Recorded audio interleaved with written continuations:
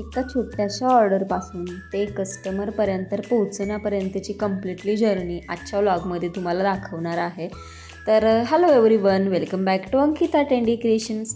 तर खरं तर मला हे ऑर्डर आली होती आणि मी उद्या हे सर्व बनवणार होते. खूप सारं लेट झालं होता आणि त्यांनी पेमेंट पण पाठवलं, ऑर्डर डन झाली. आणि त्यानंतरने मी अगोदर माझ्या नोटबुकमध्ये जे ऑर्डर डन होती त्याचं मी काय करते, क्लायंट नेम असं आणि प्रोडक्टचे जे काही त्यांची ऑर्डर होती ती मी लिहून घेतली आणि त्यानंतर रेट अमाऊंटसुद्धा टाकून घेतली. मग काय होतं, आपल्याला समजतं आपल्याला किती ऑर्डर येत आहेत, ते कोणत्या डेटला आपण डिस्पॅच केली होती, तर हे सर्व राहतं. सो मी रेकॉर्ड हे डाटा असावा म्हणून मी असं लिहून ठेवते. तुम्ही मला सांगा ही सवय चांगली आहे की तुम्हाला उपयुक्त वाटत असली तर ते देखील मला सांगू शकता तुम्ही. आणि तुम्ही नवीन जर बिगिनर्स असाल तर अशा पद्धतीने देखील तुम्ही करू शकता. त्यानंतर मी इथे मटेरियल काढून घेतलं आणि मटेरियल काढून घेतल्यानंतर मध्येच मला तबला वाजवायची शॉक झाला. जसं मी स्कूलमध्ये करायचे ना बेंचवरती, सो तसंच मला काहीसं हे झालं. आणि मी नंतर ना माझे मटेरियल मी काढून घेतलं. मला काय मटेरियल जे लागत आहे ते काढलं आणि तुमच्यासोबत ट्युटोरियल मी शेअर केलं, ज्याचं की नथ आपण बनवली, तर ती कशा पद्धतीने बनवली याचं ट्युटोरियल मी तुम्हाला शेअर केलेलं आहे आणि तुम्हाला आवडलं देखील आहे. सो तेच तुमच्यासोबत शेअर केलं.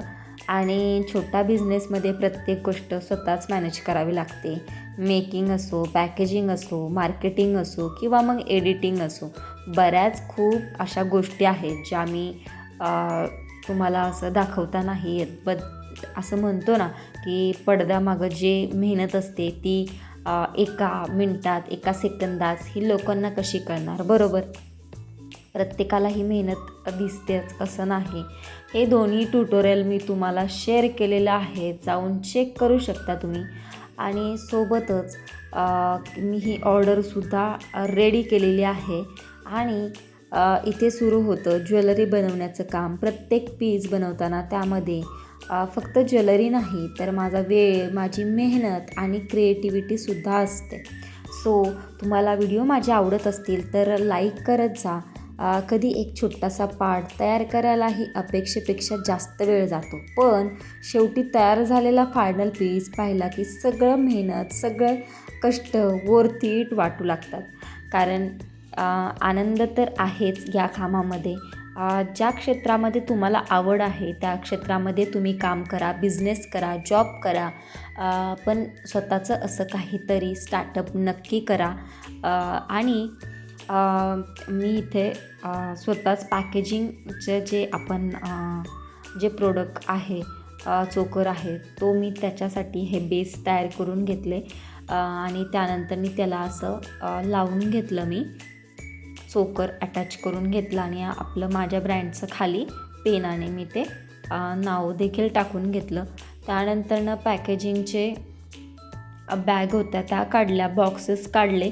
आणि मी काय करते, फरशीवरती सगळं पूर्ण असं काढून मला समोर जे जे लागत आहे मी ते घेते आणि मग ते पूर्णपणे व्यवस्थित नंतर ठेवून देते. आणि इथे देखील मी तेच केलं की मी पहिल्यांदा ते स्टिकर जे आहेत त्या टाईपमध्ये ते मी करून घेतलं आणि त्यावरती मी सर्व प्रोडक्ट जे आहेत ते लावून घेतले.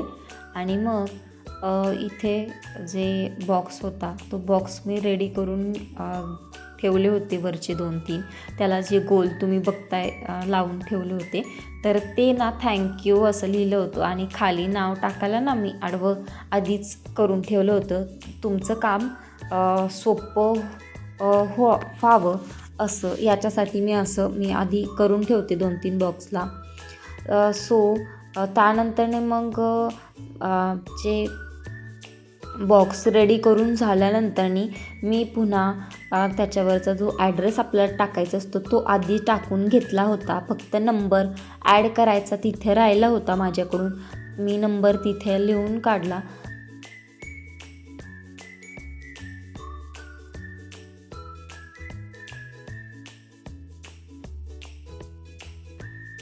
बराच वेळ जातो हे सर्व करायला, खूप गोष्टी असतात. खरं तर हे समोर दिसण्यापेक्षा तुम्ही खूप छोटा आहे व्हिडिओ तरीसुद्धा, पण याच्यामध्ये मला खूप 2-3 दिवसाची मेहनत लागलेली आहे खरं तर. कारण मला पूर्ण एडिटिंग करायला वेळ जातो, कारण मी सगळं स्वतः हँडल करते, स्वतः मॅनेज करते. तुम्ही जर स्मॉल बिझनेस करत असाल तर तुम्हाला माहितीच असेल की याच्यामध्ये किती सारे कष्ट लागतात. फक्त बिझनेसच नाही, तुमचं आर्ट असेल, तुम्ही कुठलंही काम करत असाल त्यामागे मेहनत ही खूप जास्त असते. जर तुम्ही स्वतःच करत असाल तर आपल्याकडे काही जे स्मॉल बिझनेस ओनर असतात ते स्वतःहून सगळं काही करत असतात. अगदी पॅकेजिंग, मार्केटिंग, व्हिडिओ एडिटिंग, त्यानंतर मी पूर्ण सेल कसं करायचा, मेकिंग असो, ज्वेलरीचं पूर्ण मटेरियल काढण्यापासून सर्व तेच बघतात. मटेरियल स्टॉक ऑर्डर करणं हेही तेच बघतात. त्यानंतर मी हे पॅकेजिंग बॅग्स काढून घेतल्या आणि त्यामध्ये असं मी सर्व घालून घेतलं. नथ, त्यानंतरनं हे सुंदर जे तुम्ही बघता चोकर ते देखील ॲड करून घेतलं. आणि मला काही मोहच आवरला नाही ही रिंग घालण्यापासून. इतकं सुंदर वाटत होती ना ती, तर मी ती लगेच वेअर करूनसुद्धा बघितली. गाईज तुम्हाला ती कशी वाटते हे देखील मला सांगा. आणि मी त्याचा बेस तयार करून घेतला तो ठेवण्यासाठी. सो मी कार्डबोर्ड असा राऊंड करून घेतला आणि जे फेविकॉल असतो त्याच्या मदतीने चिटकवलेला. त्यानंतर मी माझा सेटअप तयार करून घेतला. मी व्हिडिओ तुम्ही रील बघता माझे त्याप्रमाणे मी सेटअप केला आणि मी त्याप्रमाणेच प्रोडक्ट तुमच्यासमोर दिसतं आहे प्रेझेंटेबल, तसं मी प्रेझेंटेबल करत असते. आणि बऱ्यापैकी सर्व चांगल्या गोष्टी तुमच्यासोबत शेअर करण्याचाही प्रयत्न करते. आज खरं तर माझी ही नवीनच एक गोष्ट होती बिझनेस व्लॉग म्हणून, तर ती तुमच्यासोबत शेअर केली. कसं वाटतं हे मला नक्की सांगा. आणि फायनली ऑर्डर रेडी झालेली आहे आणि एक छोटंसं पार्सल, पण माझ्यासाठी त्यामागे खूप सारी मेहनत आणि खूप सारी एक्साइटमेंटसुद्धा आहे.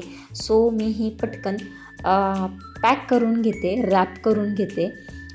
जो ॲड्रेस मी त्या पेजवरती लिहून घेतला होता तोच मी त्या बॉक्सवरती असा लावणार आहे. आणि ही प्रोसेस थोडी फास्ट होईल कारण त्याच्यावरती ॲड्रेस असतो कस्टमरचा. सो ते काही पर्सनल असू शकतं. सो तुम्हाला बिझनेस व्लॉग हा कसा वाटला हे मला कमेंट करून नक्की सांगा. आणि बाय, थँक्यू, बाय.